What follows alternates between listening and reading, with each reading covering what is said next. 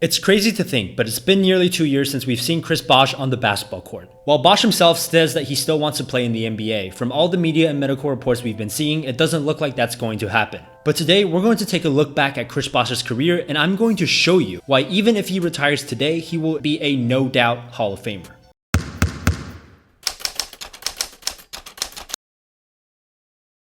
What's up guys, my name is Mark and we're taking a trip back to Toronto where Chris Bosh began his career when he was selected with the 4th overall pick in the 2003 draft. Now, for some context, the Raptors were going through some tough times in 2003. Vince Carter missed most of the season prior with a knee injury and a season later got traded to the Nets when he started becoming dissatisfied and a detriment to the locker room. Also, a couple years before that, the then Vancouver Grizzlies relocated to Memphis, leaving the Toronto Raptors as the only team left for Canadians to root for. And from this pressure, Chris Bosh grew into a star. By just his 3rd year in the league, he was averaging 22.5 points, 9.2 rebounds on 50% shooting from the floor. By his 4th year, he led the Raptors to a 47-35 record, winning the Atlantic Division for the first time in franchise history. And let's take a look at this team that he carried to the playoffs. Outside of Chris Bosh, the Raptors' best players were Anthony Parker, who played most of his career in Israel, TJ Ford, Chris Humphries, and the one and only Rasho Nesterovic. During his years in Toronto, the front office was at best inadequate when it came to getting Bosh help. The biggest move they ever made was trading for 6-time All-Star Jermaine O'Neal, but it quickly proved to be a bad trade as Jermaine averaged only 13 points and 7 rebounds for the Raptors. This is also the reason why Chris Bosh in the summer of 2010 decided to leave Toronto and join Dwayne Wade in Miami before LeBron even made his decision. And his years in Miami are what we know him for. The Heroes, as people like to call them, made 4 straight finals appearances and won 2 championships.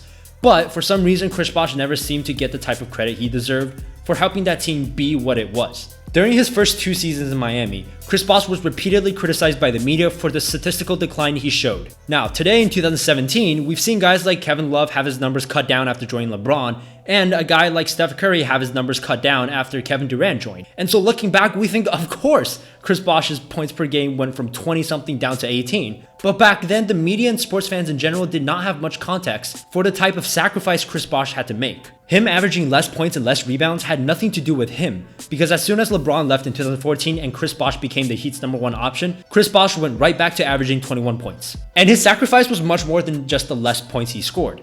After coming to Miami, Chris Bosh kept expanding his shooting range in order to free up space in the paint for LeBron and Wade to attack. And by 2013, Chris Bosh had transformed himself into a solid 3-point shooter. Realizing that LeBron and Wade were better off having the ball in their hands most of the time, Bosh willingly accepted the fact that some games he would get very few touches and very few shots. So instead, he worked tirelessly on his defense. For the casual fan that just likes to look at blocks per game and use that to judge a big man's defensive impact, it wouldn't seem like Bosh was much of a defender, but that's a reflection of the defensive system Miami implemented.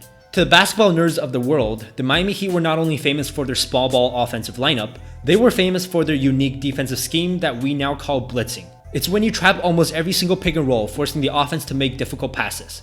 The reason why they did this was A, Miami was uniquely equipped with 2 all-time athletes in LeBron and Wade that could cover ground quickly and steal long passes. But more importantly, B, a big man in Chris Bosh that was quick enough to effectively trap and then recover to his own man. Ask Coach Eric Spoelstra and he'll tell you that there's a reason why throughout the years he kept calling Chris Bosh Miami's most important player. Take a look at what Spoelstra also had to say about Bosh. Quote, "We've said that since year 1 because of his versatility on both ends of the court. With what we do defensively, there's very few bigs that can do that in this league. Defend the pick and rolls out to 30 feet, defend the post, help with your defense with great intelligence. And then offensively, we've had to tap into his versatility a little bit more to help us, to help our game, and to make it work. But knowing that he'd be probably criticized for some of the sacrifices he's had to make for our offense." Chris Bosh was often criticized as being a soft player, and it's easy to see why. He doesn't play like a traditional big man, and after coming to Miami, he basically abandoned his entire postgame. But as the years went on, people began to say that less and less because they realized that it was the direction the league was shifting towards anyways, that it was pointless to continue our traditional stereotype of what big men should be like. In other words, Chris Bosh was a player ahead of his time. If he were a draft prospect in 2017, he would be the prototype big man you want. Tall, lean, athletic, versatile, smooth shooter, quick on defense, great at defending at the pick and roll. In an era where rim protecting bigs like Ben Wallace, Dwight Howard, and Tyson Chandler were the dominant defensive players, Chris Bosh never got the shine for his own unique set of defensive skills. And finally, People slapped Chris Bosh with the soft Lego because, quite frankly, he was a nice guy. He didn't play dirty, he didn't yell at refs, and off the court he was always smiling, always so calm that it made him seem soft, that it made him seem like he wasn't much of a winner. But ask any of his teammates or coaches and they would tell you how competitive he was, how much he hated losing to the Mavericks in 2011, and how hard he was on himself when he didn't play well in games. So as we take a step back and look at Chris Bosh's career, this is what we see. We see a player that is the Raptors' all-time franchise leader in rebounds, blocks, a 2-time champion, an 11-time All-Star. Of all the players drafted between 1998 and 2007, only 7 players have a higher career win share and a higher win share per 48 minutes.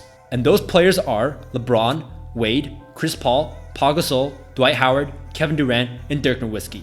All surefire Hall of Famers. We see a player who, before he ran into issues with his blood clots, never missed more than 15 games in a season. We see a player that continually evolved his game and was extremely underappreciated for how much he sacrificed to win at the highest level. And a player that also continually showed us that he made big plays in big moments when it counted. We see the ultimate selfless teammate, a class personified individual that accomplished what many other stars didn't, and that's be an irreplaceable player for a championship team. From Miami fans, Toronto fans, and others who appreciate and understood what you did, thank you, Chris Bosh, and congratulations on a Hall of Fame career. You're watching MDJ, where we talk everything NBA. See you next time. Feeling kinda strange, feeling kinda off. Don't know what's really going on. I feel like something's up and I can only guess the cause. It doesn't matter when, doesn't matter where. Always hits me when I'm unprepared. I just